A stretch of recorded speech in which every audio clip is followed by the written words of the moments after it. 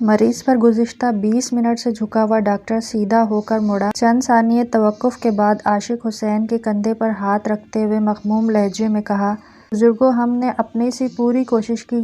زندگی اور موت خدا کے ہاتھ میں ہے، کسی بھی وقت کوئی بھی معجزہ رونما ہو سکتا ہے، مگر مرض اتنا پرانا تھا اور مرض کو اتنا بگاڑا تھا کہ مرض کے بچنے کی اب کوئی امید نہیں، بمشکل 13 گھنٹے جی سکے گا۔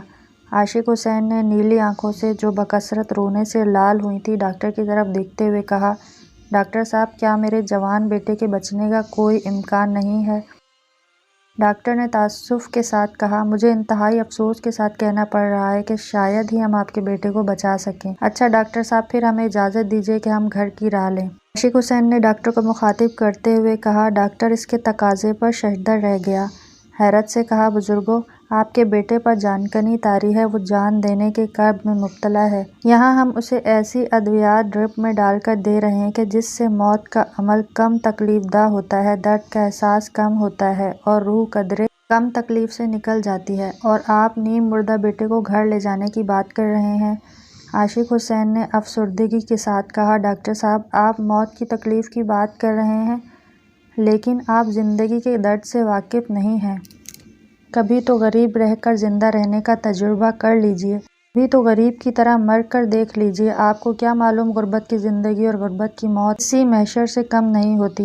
ہمیں اسپتال سے جانے کی اجازت دیجیے، سرکار پر مزید بوجھ نہیں ڈال سکتے۔ ڈاکٹر نے غصہ ہو کر کہا، یہی تو تم لوگوں کی جہالت ہے۔ پہلے جوان بیٹے کو خود ساختہ ڈاکٹر حکیموں اور پیروں فقیروں سے علاج کرواتے ہوئے کے منہ میں دھکیلا، ایک سادہ عام سی بیماری کو اتنا پیچیدہ کر دیا کہ بیچارہ اس دنیا سے رخصت ہو رہا ہے، اب اسے چین سے مرنے بھی نہیں دے رہے۔ کیا یہ آپ کا فرزند ہے یا دشمن؟ عاشق حسین نے پھوٹ پھوٹ کر روتے ہوئے کہا، ڈاکٹر صاحب، اگر یہ چین سے مر گیا تو دنیا والے مجھے چین سے جینے نہیں دیں گے۔ میرے بیٹے کی دردناک موت سے میری آبرومندانہ زندگی چھپی ہوئی ہے۔ ہمارے گاؤں تک بس کا کرایہ 120 روپے ہے اور ایمبولینس والے 6000 مانگتے ہیں۔ بس والے میت کا ٹکٹ نہیں کاٹتے اور نہ ہی مردے کو سیٹ دیتے ہیں۔ البتہ رستے میں اگر سواری مر جائے تو لاش کو اتارنے کا نہیں کہتے۔ آپ نے 13 گھنٹے مزید زندہ رہنے کا کہا ہے اور یہ تجہیز و تکفین کے لیے مناسب وقت ہے۔ ایمبولینس کا کرایہ آخری رسومات پر خرچ کر لوں گا اور بس میں انشاءاللہ اسے موت بھی جلد آ جائے گی۔ جانکنی کے عذاب کا دورانیہ بھی کم ہو جائے گا۔ ڈاکٹر یہ سب کچھ سن کر سن ہو گیا، بنا کچھ کہے چل پڑا۔ عاشق حسین بیٹے کو ٹکٹکی باندھے اس وقت تک دیکھتا رہا جب تک آنکھوں میں امڑے ہوئے آنسوؤں نے اس کا چہرہ ڈھانپ نہ لیا تھا۔ اتنے میں نرس نے آ کر عاشق حسین کو ڈسچارج سلپ تھماتے ہوئے کہا، بابا جی، آپ مریض کو لے جا سکتے ہیں۔ عاشق حسین بوجھل دل اور شکست خوردہ قدموں کے ساتھ گاؤں کی طرف چل پڑا۔ بس میں دوران سفر اب بھی وہ گاؤں سے کوسوں دور تھا۔ وہ تجہیز و تکفین کے پورے انتظامات کو ذہن میں ترتیب دے چکا تھا۔ آج جمعہ مبارک کا دن تھا۔ صبح کے 10 بج رہے تھے۔ اسے امید تھی کہ گاؤں پہنچتے پہنچتے اس کے بیٹے نے جان دے چکی ہوگی۔ گاؤں والے آنن فانن قبر کھود کر تیار کر لیں گے، کفن، عرق گلاب، سخات کا صابن، مولوی صاحب کی جائے نماز اور دیگر تمام لوازمات گاؤں کے بازار میں سلام دکاندار کے پاس دستیاب ہوتے ہیں۔ اس نے انگلیوں پر موٹا موٹا حساب لگاتے ہوئے مہینہ 4500 کا نکالا۔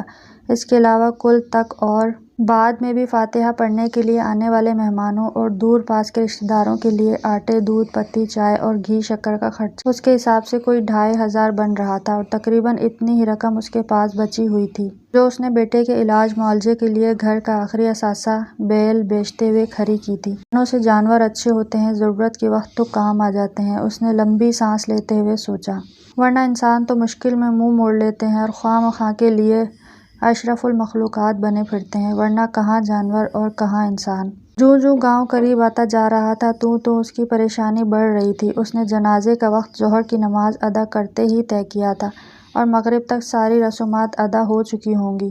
مغرب پڑھنے کے بعد مسجد میں گاؤں والوں اور مہمانوں کو جو کھانا اس نے دینا تھا اس کا انتظام اس سے نہیں ہو پا رہا تھا۔ کسی سے ادھار لینا تو ناک کٹنے والی بات تھی، چلو بھر پانی میں ڈوب مرنے کا مقام تھا، شرم کی بات تھی۔ زندگی بھر گاؤں والے طعنہ دیتے کہ بیٹے کو ادھارے کا کفن پہنایا تھا، مسکینوں کی طرح زمین میں گاڑا تھا، بغیر رسومات ادا کیے جانے کا دفنانا تھوڑا ہوتا ہے، گاڑنا ہی تو ہوتا ہے۔ اس نے شکر ادا کیا کہ اس نے مردہ بیٹے کو گاؤں لانے کی بجائے جاں بل بیٹے کو لانے کا فیصلہ کیا۔ گلابو کمہار کے ساتھ یہی تو ہوا تھا۔ بیوی کی موت پر جنازے کے بعد نہ مولویوں میں زکوٰۃ بانٹ سکا، نہ ہی امام مسجد کو جائے نماز خرید کر دے سکا، اور نہ ہی تدفین کے وقت لوگوں کو کھانا کھلا سکا۔ مولوی صاحب نے تو صاف بات کرنے کے عادی تھے۔ انہوں نے تو برملا کہا تھا کہ گلابو کمہار کی بیوی کی بخشش نہیں ہوگی، اور اگر پھر بھی کوئی نیکی کام آ گئی اور بخشش ہو بھی گئی تو عذاب قبر تو قیامت پکا ہے۔ بیچارہ گلابو کمہار، بیوی بھی جہنمی اور وہ بھی آج تک کسی سے آنکھ ملانے کے قابل نہیں ہے۔ عاشق حسین کو جھرجھری سی آ گئی اور ایک مرتبہ پھر اپنے آپ کو یاد دی کہ بیٹے کو جان کنی کی حالت میں ہسپتال سے نکالا، ورنہ اگر یہی پیسے ایمبولینس پر خرچ ہوتے تو اس کا انجام بھی گلابو کمہار جیسا ہوتا اور بیٹا بھی عذاب قبر سہتا۔ اچانک عاشق حسین کو زبردست جھٹکا لگا۔ ڈرائیور نے اتنے زور سے بریک دبائی کہ سڑک پر ٹائروں کے نشانات پڑ گئے تھے اور پہیوں کے گھسنے کی کرری آواز بھی دور تک سنائی دی گئی تھی۔ مگر ڈرائیور پھر بھی ان 3 کتوں کو نہیں بچا سکا جو چلتی بس کی زد میں آ گئے تھے۔ بریک لگنے کی شدت سے سواریاں ایک دوسرے پر لڑک گئی تھیں۔ بس میں یکدم سے افراتفری مچ گئی۔ سواریوں کے شور و غل نے آسمان سر پر اٹھا دیا۔ 3 کتے اور ایک عاشق حسین کا بیٹا ایک ساتھ مر گئے۔ ادھر 3 کتے بس کے نیچے آ کر گئے اور ادھر عاشق حسین کے بیٹے کی روح اوپر پرواز کر گئی۔ عاشق حسین نے انا للہ و انا الیہ راجعون پڑھتے ہوئے رب کا شکریہ بھی ادا کر دیا کہ 3 کتوں کے ساتھ اس کے بیٹے کی جان بھی نکال دی۔ اس نے دل ہی دل میں عزرائیل کو بھی بڑی داد دی کہ اس چابک دستی سے لوگوں کی مشکلات کو آسان کر دیتا ہے۔ اگر عزرائیل نہ ہوتا تو خدا جانے لوگ کیسے جیتے۔ بیٹے اور کتوں کے مرنے کا وقت اور مقام جیسے اس کے ذہن میں نقش ہو کر رہ گیا۔ کنڈکٹر نے جلدی جلدی مرے ہوئے کتوں کو ٹانگوں سے پکڑ کر کھینچتے ہوئے سڑک کے کنارے ڈال دیا اور بس روانہ ہوئی۔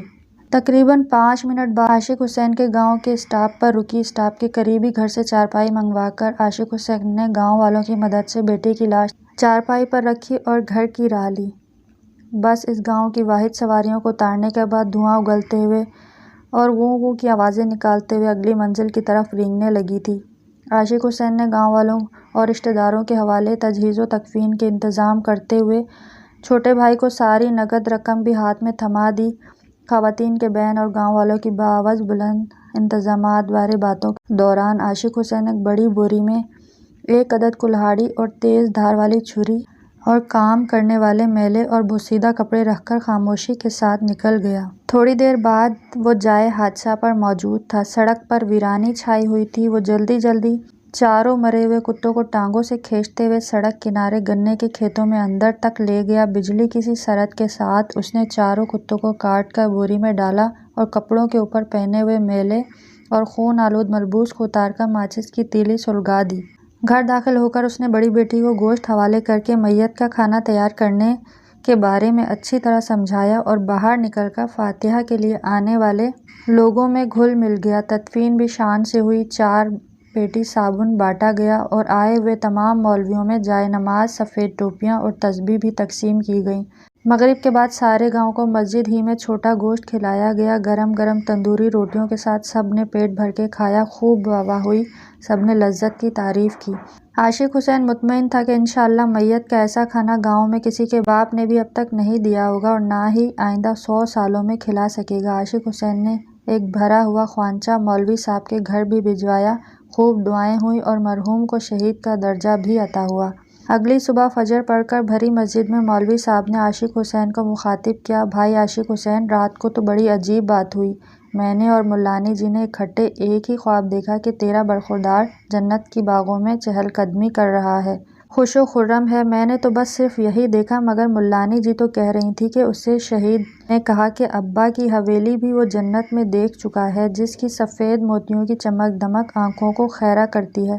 تمام جماعت اش اش کر اٹھی۔ عاشق حسین زیر لب مسکرایا۔ اسے پہلی مرتبہ نجس کتے کی پارسائی کے زور کا علم ہوا تھا۔ واقعی جنت کا ہر راستہ پیٹ سے گزرتا ہے اور جہنم بھوک کی پیداوار ہے۔ عاشق حسین نے دل ہی دل میں ان 4 کتوں کا شکریہ ادا کیا کہ نجس ہونے کے باوجود اس کی انا اور دین کو قائم رکھا، اس کے بیٹے اور اسے جنت تک لے جانے کا سبب بنے۔ پہلی مرتبہ اس کے دل سے کتوں کے لیے دعا نکلی۔